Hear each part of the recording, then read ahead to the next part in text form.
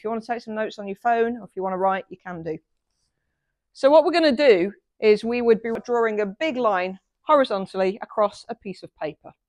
And at one end, we're going to write born. And at the other end, we're going to write, well, unless you're really psychic and you know your death date, we're going to write today. And in that line, in roughly chronological order, what you're going to do is any of those moments in your life that you perceive to be positive, you're going to list them across the top of the line. Any moments in your life that you perceive to be negative, you're going to put across the bottom of the line, again in roughly chronological order. And if there are any moments where you know they're important, but they just feel a little bit meh, you'd stick them in the middle of the line. So here's how this might look. Here's a quick snapshot into some of my line. Whose line is it anyway? This one is definitely mine. What you will find when you first do this, you will have shed loads on the bottom line. Unless you've done loads and loads and loads of mindset work, you'll have a much busier bottom line than your top line. I've deliberately tried to crowd a few into both here. You always start by working the bottom line. Why? Because we're wired that way. Automatically, when we ask about the big moments in our lives, once we've got rid of the things like kids and marriage, we tend to start thinking of the negatives. When this happened to me, when I was bullied, when I was abused, when I lost my job, when my relative died, when I crashed my car, all of those things will crowd into the bottom line. So get those all out of your system first in roughly chronological order. Now, this bit's important. When I say pivotal moment, I'm not necessarily talking about a pivotal moment that would be important to everybody else. You need to avoid going into comparisonitis here, because when you are a child and something happens, it can be something like breaking your favourite toy. As an adult, we'd just buy a new one, but as a kid, that can be devastating. So don't fall into the trap of thinking you can't include it because people will think it's silly. This is your map, nobody else's. Start on the bottom line, fill that out, and then do the same with the top line, anything that is positive, and then again, anything that's a little bit middle of the line. So if we pull a couple of these out, what on earth does this have to do with work? Well, the first thing you're going to do is start working along that bottom line and take each happening bit by bit. And what we need to do is flip it from why did this happen to me to why did this happen for me? How did I grow from this? What did I learn from this? How has this contributed to the bloody awesome business person I am today? So if I pull a couple of those out, let's go for bullying. That was a theme through my life for years. At school, in my first jobs, bully, bully, bully, bully, bully. And I used to sit in a real victim mindset. Why is this happening to me? Why does everybody hate me? Of course, now I can look back and go, well, they didn't. Their values were probably very different to mine. We worked on value sets a little bit. It could be that I represented something for them that they weren't achieving. Maybe they were worried that I was going to overtake them and get promoted. That happened to me quite a lot for me, quite a lot. What did I learn? I learned to tune out the negative voices. I learned to tap into my own sense of possibility, my own sense of being powerful. Actually, I learned the difference between trying to be powerful and trying to be power-full. Powerful, having power over people. Powerful, stepping into a place where you can be filled with your own power. Confidence, energy, whatever that means for you. Getting to really know who you are and believe in that and own your own space in the world. I learned resilience. I learned how to talk my way out of some difficult situations. So how does that apply to business today? I learned to talk my way out of difficult situations. I've learned to be resilient. I've learned to not be too rocked if we get some trolls. This all relates. How can that help other people? I end up coaching a lot of people running their own businesses and a lot of other coaches. The amount of people who do not tell their story and build their brand because they are terrified of being trolled is out of this world. It is extraordinary. It might never happen. What else have we got on there? When I got depressed, then tried to unalive myself and ended up breaking my back in 3 places. Well, why did that happen for me? Again, the biggest thing, I learned that actually I wanted to live. I learned that even when things feel hopeless, welcome, welcome, pull up a pew on our comfy sofa. Even when things feel hopeless, I learned there's always hope. And I learned that when you're lying on a flatbed with your head packed in sandbags and you're left there for 9 hours with nobody telling you what what's going on, your mind can go to all kinds of crazy places. What does that have to do with business today? Why did that happen for me? What did I learn from it? Again, the resilience story. Again, that finding the hope in the darkest situations. We are very good, particularly as Western people, of finding the negative in everything. We are very good at finding the darkest place we can go. We don't stop to think that even on the back of a crow's wing, there's a rainbow. We always find the darkness. We don't stop to think, well, from coal comes a spark. And that when we hit rock bottom, I learned that it might not be a very nice place to be. But I also learned that that was the most solid base to push up from. You can't go any further than all the way down there, but you can rise up from it. I learned to be the proof for other people. When people come to me in some kind of crisis, I am the proof that they can get through it. What else have we got? Bad bosses? Oh, I could talk a lot about that. Homophobia? I could talk a lot about that. Equality, equity in the workplace. Standing up for the little guy, finding out what's really going on with people. My breakdown. When I'm coaching managers and teams now, I take great care to make sure they're paying attention to the quiet person up the corner who just seems to be resilient all the time. He might actually be breaking and just have a really strong work ethic. All of these things, when we talk about them, when we start to find the gold in some of those negativities, we can use that to inspire, to empower, and to support and guide other people. The important thing is to always leave them in the place of possibility. What I find is when people start doing this, when I train people in speaker training as well, very often they want to just come up there and it's a big cathartic splurge. They're speaking from the place of the wound instead of the place of the scar. You can't do this just to be cathartic. You have to be able to give people an uplift. You have to leave them in the place of possibility. That's where the inspiration comes from. When you've done the exercise with the bottom line, then do the same with the top, and again, the same with the middle. So each one of these incidents, once we've worked it through, once we've mapped it, each one of those could be a piece of content. But then, of course, you have to run it through some safety checks. So, number one, am I in a safe enough place to be talking about this? Am I feeling solid enough? Am I going to trigger the jeebers out of myself and not be able to move on? Do the work first. Number two, am I going to get anybody into trouble by sharing this story? Do I need to put it into soft focus? Is there a way that I could tell this story without identifying anyone? Do I need to can I safely put this out without Great Uncle Tom going to prison?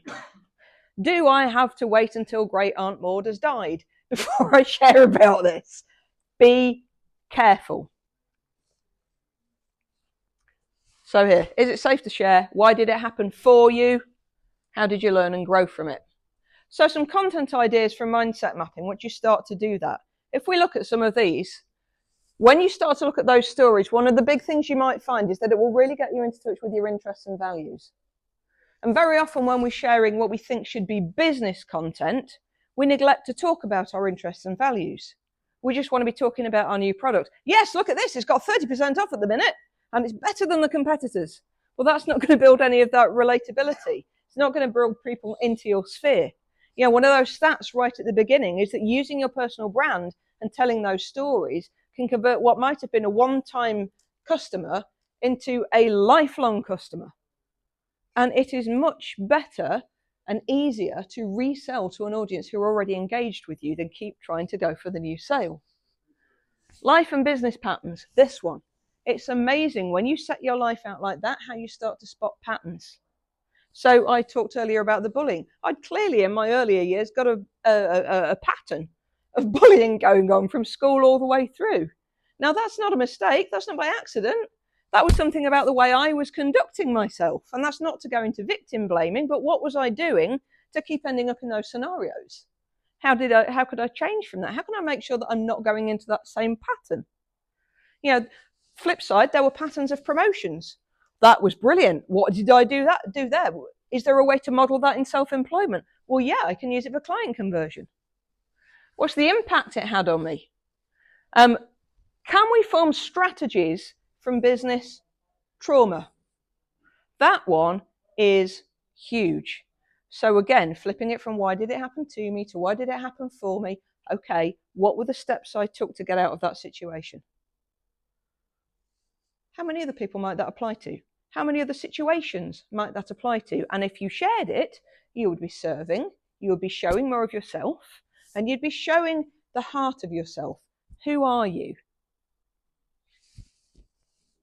What shaped your approach to life and business? How? This one, I keep saying this, you have to leave people in the place of possibility. And this approach has served me a lot. When you get up each morning and you're planning what you're going to do with your business for the day, instead of asking, how can I sell more today? Ask, how can I serve more today? That will automatically put you into the mindset of relatability. It will automatically put you into a place where you start to really think about how you can help the people who might become your clients, or help your existing clients to become bigger clients. Once you've started to put all that strategic content out there, you've started to show your personal brand, you've started to show who you are. And by the way, there does have to be a balance here. You don't want every post you put out to be something from your timeline. You still do have to be telling people what it is that you do, maybe sometimes talking about current affairs, what's going on. There's going to be stuff in your business that you need to be promoting, but make sure your mix is right. So let's say that there are some clients you would love to work with. There are some clients who are on your hit list. I encourage all of my clients to keep a regular rolling hit list of 5 people and or organizations they want to work with. And I want you to get specific. Too many people, when we start talking about finding people you want to work with, go into this crazy world of coming up with customer avatars. Customer avatars can really take us off the mark. Let's say somebody runs a pet care business and their customer avatar is Jeff. Jeff is a 47-year-old geography teacher. He's single. He wears jumbo cords. He's got one of those jackets with patches on the elbows. And every morning he walks across the park with his dog at 7:45 a.m. His dog is called Maverick, and it's a big Great Dane with a big chunky collar. So that becomes the customer avatar, and they focus on Jeff and his big dog because that's going to pay lots of money. But in doing that, they're so focused on Jeff, they miss Chantel, who skips across the park every morning with 7 chihuahuas with Diamante collars and leads and feeds them on the best food imaginable. So be careful with this whole idea of customer avatars. Also, I'm guessing nobody's ideal client here is 8 foot tall and blue. It can help to have an idea of your ideal client, but don't get so specific that you miss everyone else. So if you think about sectors that you want to work in, who's got a sector they'd like to get some clients from? Pick anything. Go for it. I've got several. Pick one. Construction. Construction. Okay, so if you think about construction, that's identifying your first target sector, and then what I want you to do is choose 3 organisations within that sector. So pick 3 organisations you know of within that sector that you'd like to work with.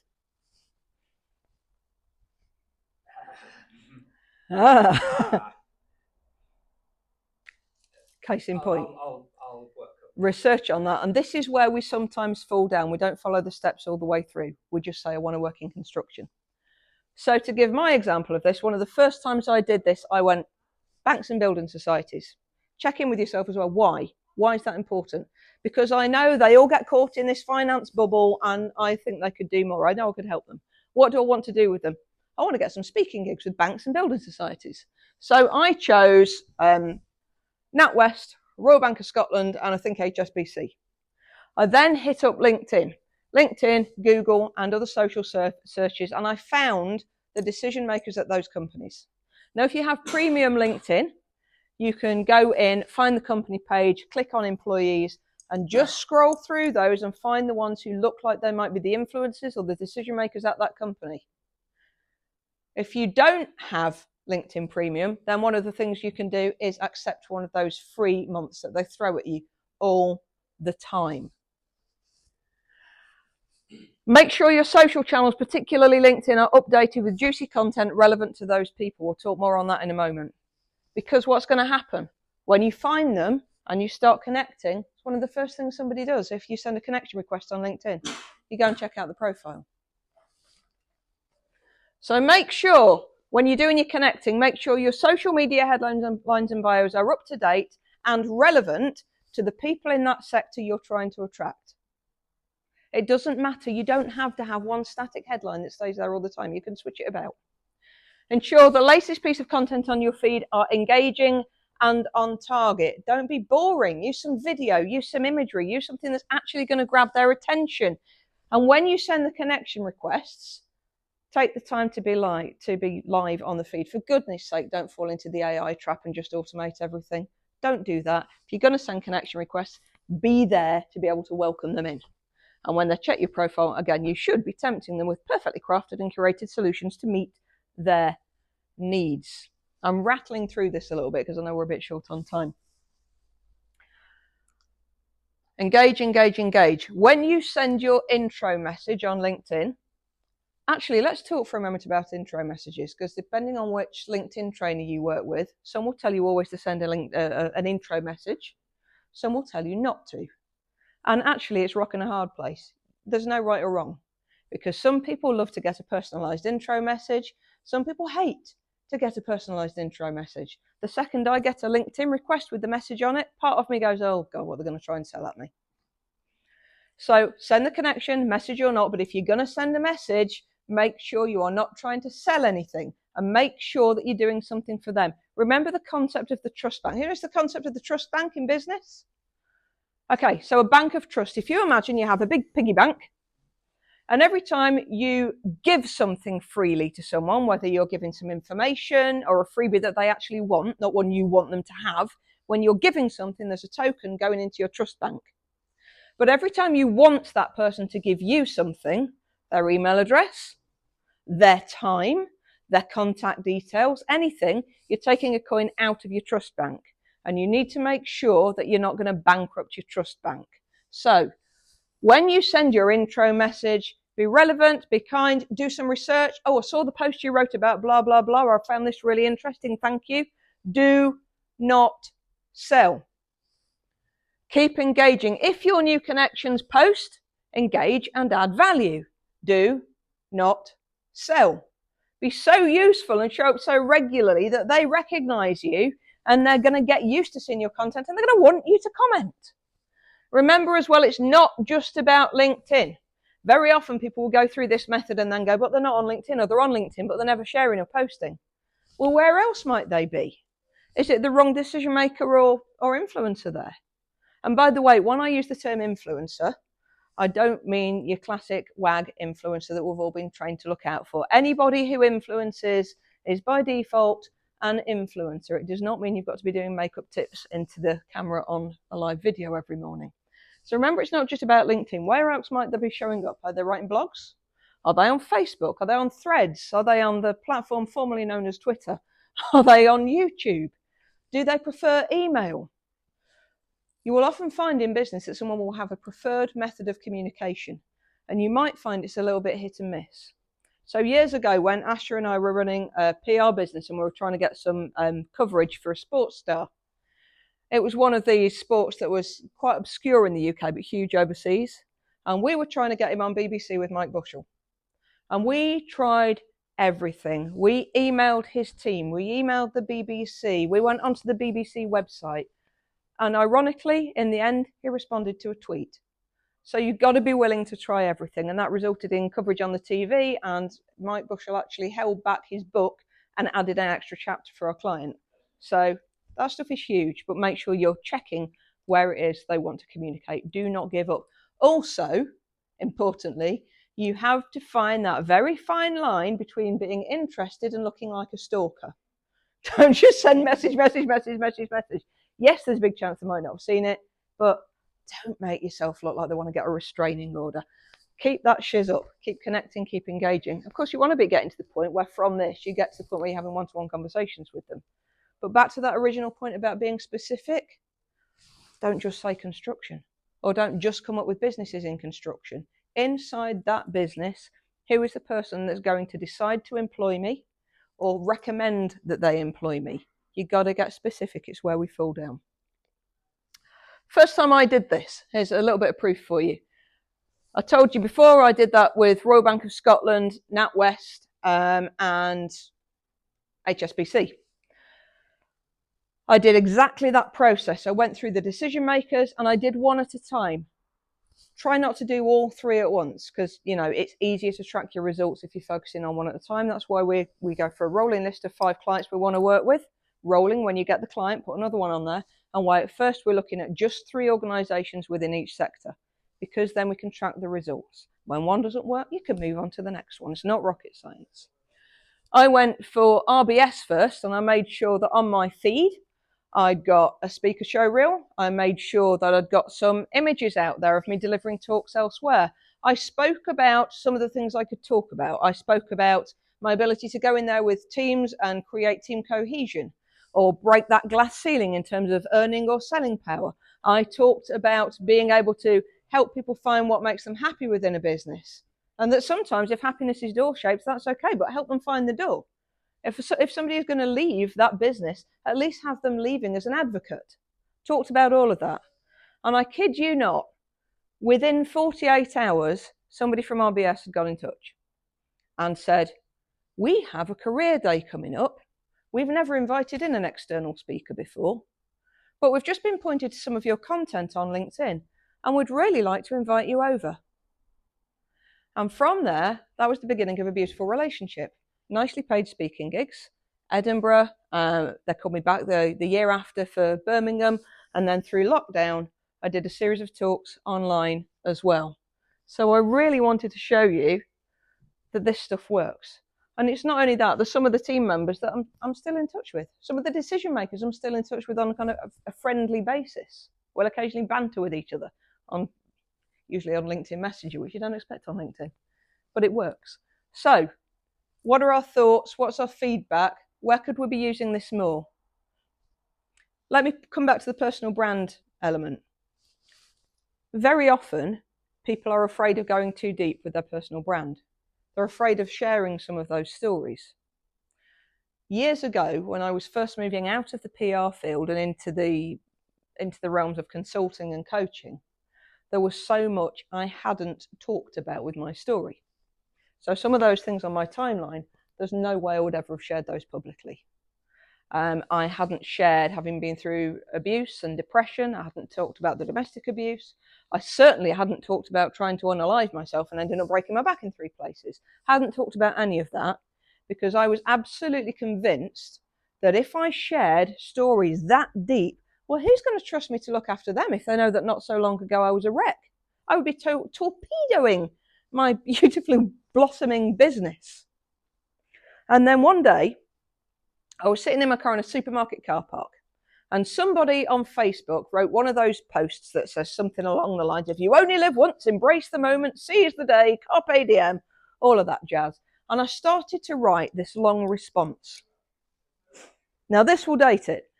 I had a BlackBerry with a rollerball. It was before the days that you could do a live video. And it was before the days where messages from people you didn't know went into other. It was just one message basket. And I thought, Taz, this response is going to be ridiculous.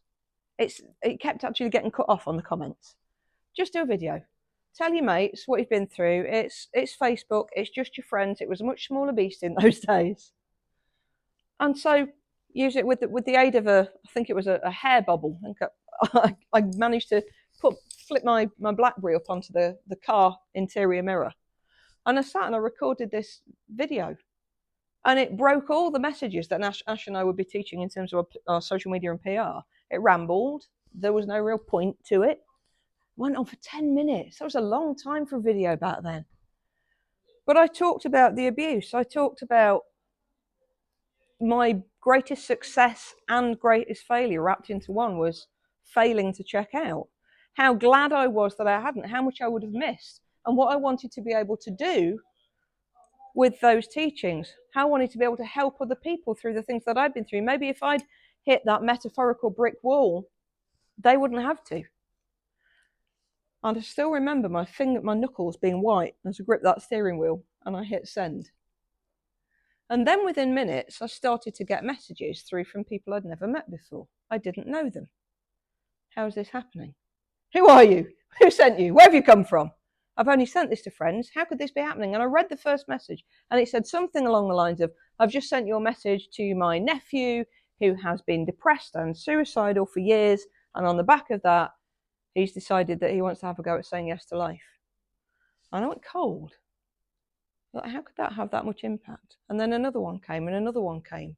And when I checked, to my folly, I had neglected to hit friends only. And that video was going viral. I ended up in BBC, HuffPost, Kindred Spirit. It went absolutely wild. We stopped counting at 40,000 global views, which back then was a lot. It still gets shared today. And as much as I was convinced that was going to tank my career, I didn't feel I could delete the video if it was genuinely having that impact. That hadn't been my intention, but it was doing something. Looking back now, I can trace every bit of business success I've had. People I've coached, celebrities I've coached 2 BBC Dragons, actors, special forces, stages all over the world. I can trace every bit of success back to that video. Every bit. And I can recognise that when Ash and I were running our PR business and telling people that they needed to tell the stories behind the brand, where I thought I was being metaphorically naked, I was barely taking my socks off. And that video dropped me in at the deep end. And I believe the reason it worked is that I didn't do woe is me. I went, this is where I was. This is where I've come to. And this is what I want to do with that information. And this is how I want to help people with it. I got contracts and new clients off the back of that work, not just to do with domestic abuse or low mood, but people who saw that and thought, you will get me. You are relatable. You will understand what I've been through. So for anyone here who is afraid of sharing their personal brand, of sharing parts of their personal story, again, with all the caveats I dropped in earlier, let this be the proof that actually it's going to build your business. It's not going to tank it. Nobody's going to think you're absolutely bonkers. Well, I think a lot of people think I'm bonkers. I'm quite happy to own that one. But it didn't tank my business. My business flew as a result. And some of those connections are still there and recommending me today. So if you have enjoyed this, please do keep in touch. Let me know how you get on. If you're feeling brave enough to get out there and share some of those life stories, if you feel that you can, tag me into them. Let me know. If you've enjoyed this, I'd love a little LinkedIn review. It helps a lot with getting extra gigs. But more than anything, feel the fear and do it anyway. Make sure it's safe. Make sure you're not going to drop anybody in the doo-doo. Make sure that you're leaving people in a place of possibility. But please, talk more about you. That's your personal brand. It's not what you do. It's who you are, your experiences, and how you've transformed your life into the business that you're doing now. Thank you very much.